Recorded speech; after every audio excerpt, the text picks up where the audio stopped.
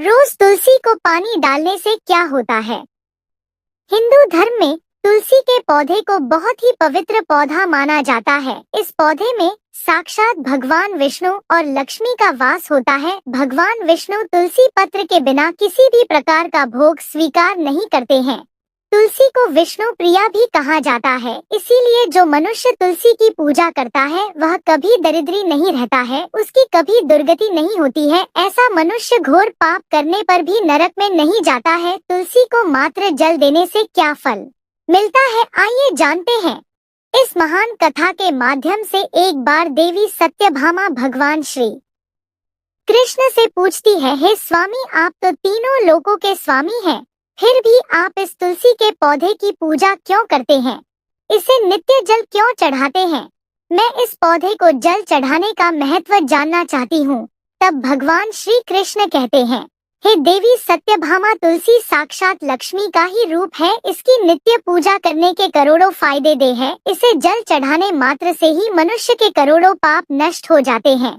तुलसी को जल देने का महत्व बताने से पहले मैं तुम्हें एक अत्यंत प्राचीन कथा सुनाता हूँ। इस कथा के माध्यम से तुम्हें एक अत्यंत प्राचीन कथा सुनाता हूँ। इस कथा के माध्यम से तुम्हारे सारे प्रश्नों के उत्तर मिल जाएंगे, इसीलिए तुम इस कथा को ध्यान से सुनो। श्री कृष्ण कहते हैं, हे देवी, जो भी मनुष्य केवल इस कथा का श्रवण कर लेता है उसे 100 वर्षों तक तुलसी को जल देने का फल प्राप्त होता है। देवी सत्यभामा कहती है, हे प्रभु, मैं इस कथा को अवश्य सुनना चाहती हूँ।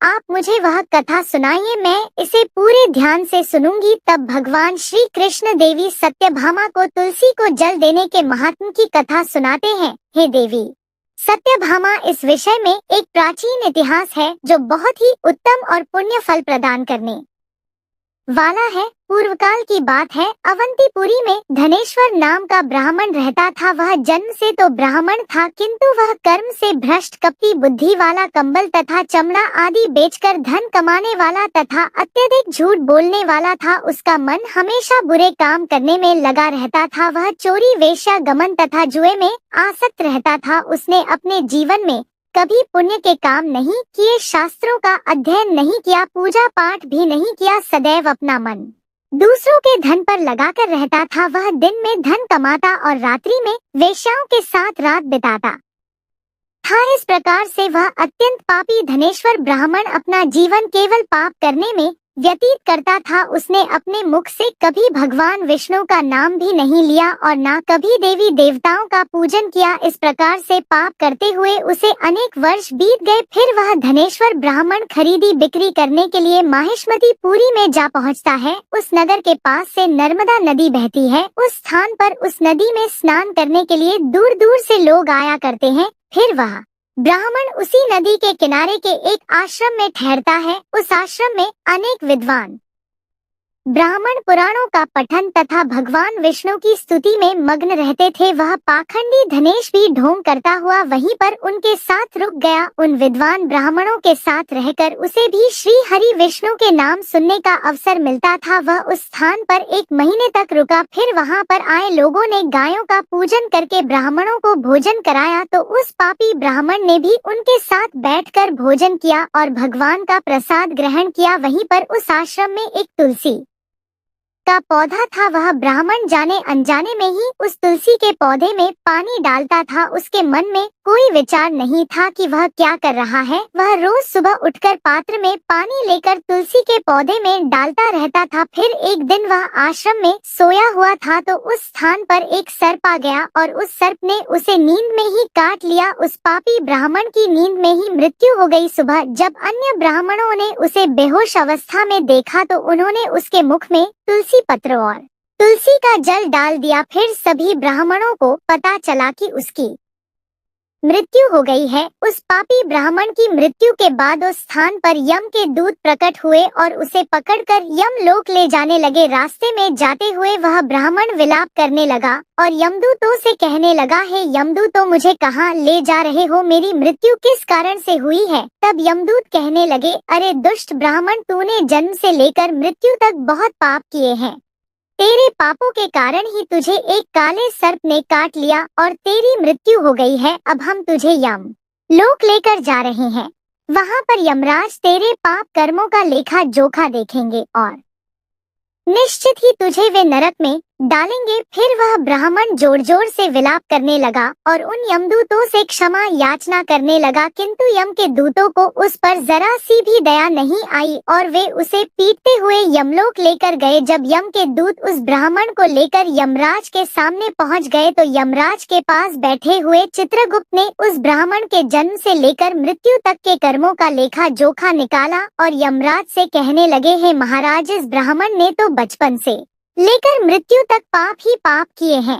इसने कोई पुण्य का काम नहीं किया है। यह तो मूर्तिमान पाप ही है। इसे कल्प भर के लिए नरक में डाल दिया जाए। फिर यमराज कहते हैं, हे दूत, जीवन भर पाप करने वाले इस दुष्ट ब्राह्मण को उठाकर ले जाओ और इसे कुंभी पाक नामक नरक में डाल दो। यमराज के आदेश का पालन करते हुए वे यम के दूत हंसते हुए उस पापी ब्राह्मण को लेकर चले गए और उसे मुद्गर से पीटने लगे, जिससे उस ब्राह्मण का मस्तक टूट गया और वे उसे कुंभी पाक नामक नरक में ले गए। उस भयंकर नरक में खोलते हुए तेल के बड़े बड़े घड़े थे, जिसके नीचे भयंकर अग्नि धधक रही थी। फिर यमराज के दूत ने उस ब्राह्मण को उस खोलते हुए तेल के घड़े में डाल दिया, लेकिन जैसे ही वह ब्राह्मण उस खोलते हुए तेल के घड़े में गिरा, वह तेल एकदम से ठंडा पड़ गया। इस विचित्र घटना को देखकर उसके दूत को बड़ा आश्चर्य हुआ। ऐसा पहले कभी नहीं हुआ था। उसने कितने ही पापियों को उस तेल के घड़े में डाला था, वे सभी उस खोलते तेल में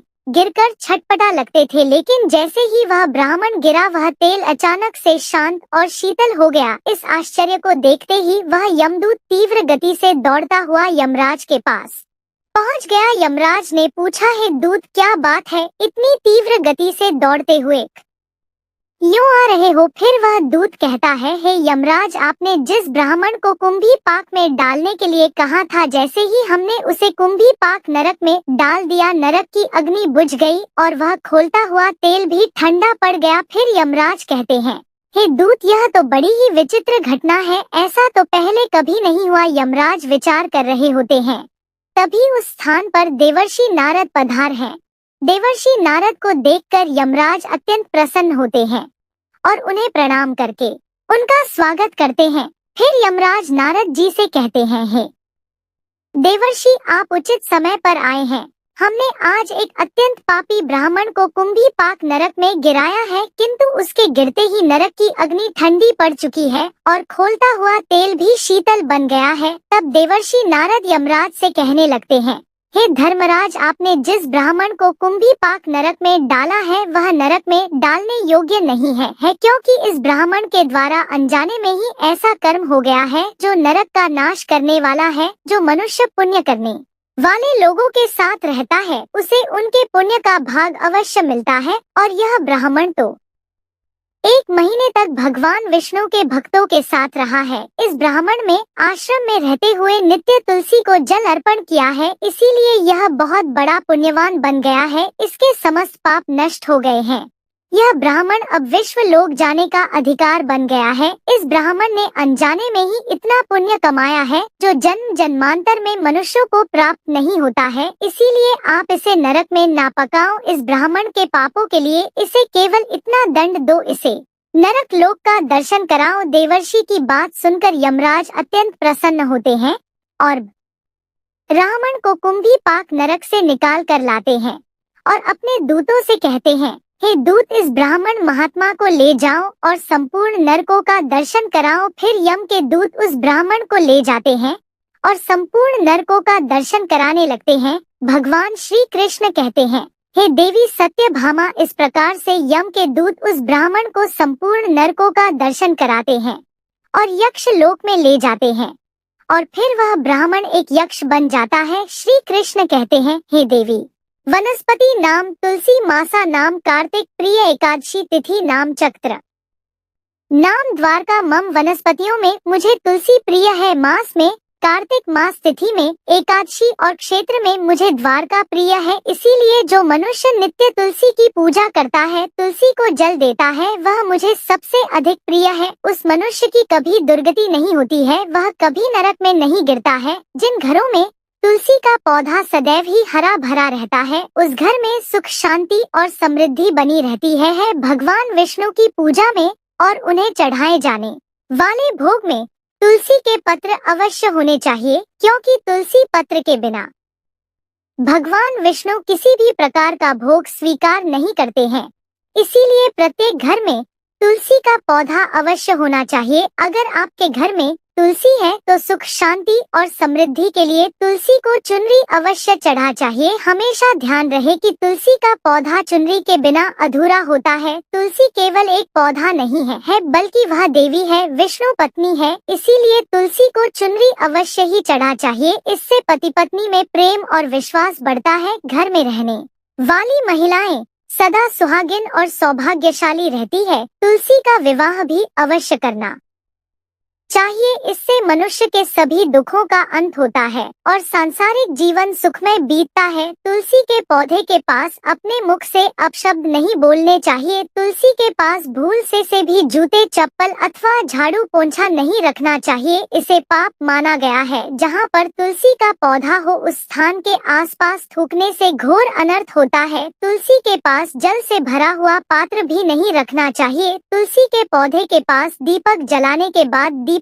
को वहां से हटा देना चाहिए, क्योंकि तुलसी के नीचे बुझा हुआ दीपक रखना अशुभ माना जाता है। जिस स्थान पर भी तुलसी का पौधा होता है उस स्थान को हमेशा ही स्वच्छ रखना चाहिए। इसीलिए नियमित रूप से तुलसी के पौधे का पास साफ सफाई का ध्यान रखें।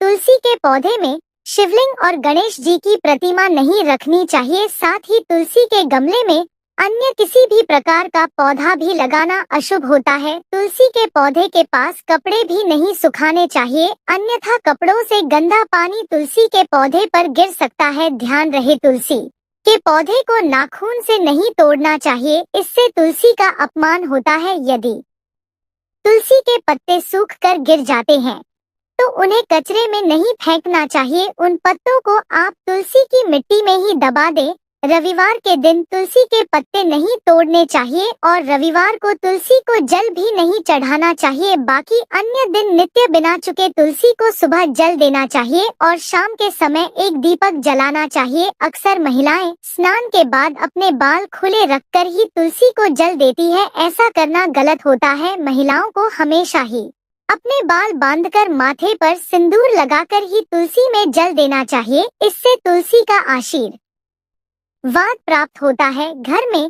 तुलसी का पौधा लगाते समय ध्यान रहे कि इसके लिए गंदी मिट्टी का उपयोग ना करें।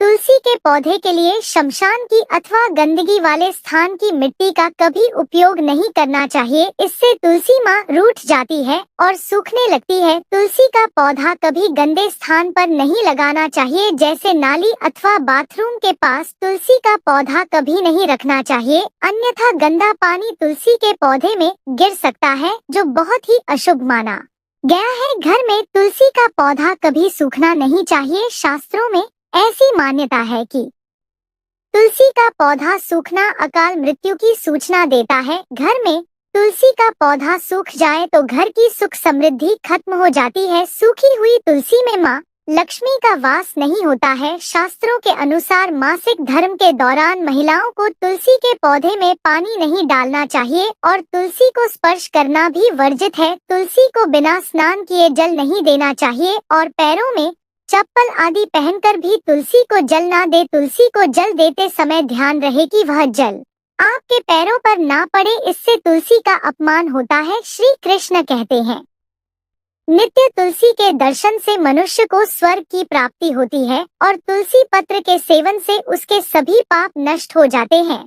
तुलसी का पौधा हमेशा ही घर के सामने लगाना चाहिए। इसे पूर्व अथवा उत्तर दिशा में लगाना सबसे अधिक शुभ होता है। तुलसी के पास मरुस्थलीय पौधे रखना बेहद अशुभ माना जाता है। ऐसे पौधों से नकारात्मक ऊर्जा निकलती है। शास्त्रों में कहा गया है, जिन पौधों से हरी भरी कलियों की उत्पत्ति ना हो उसके स्थान पर कांटे निकलते हो तो ऐसे पौधों को तुलसी के पास कभी रखना नहीं चाहिए। शास्त्रों में केले के पौधे का विशेष महत्व बताया गया है। अगर तुलसी के पास केले का पेड़ लगा देते हैं तो कई गुना अधिक लाभ प्राप्त होंगे। केले के पेड़ में भगवान विष्णु का वास होता है। इसे तुलसी के पास लगाने से घर में सुख समृद्धि आती है। तुलसी के पौधे में शालिग्राम भी अवश्य रखना चाहिए। तुलसी के गमले में शालिग्राम रखने से तुलसी का और भी अधिक शुभ प्रभाव आपको देखने को मिलेगा। शालिग्राम भगवान विष्णु का निराकार रूप माना जाता है। यह काले रंग का पत्थर होता है जिसे विलक्षण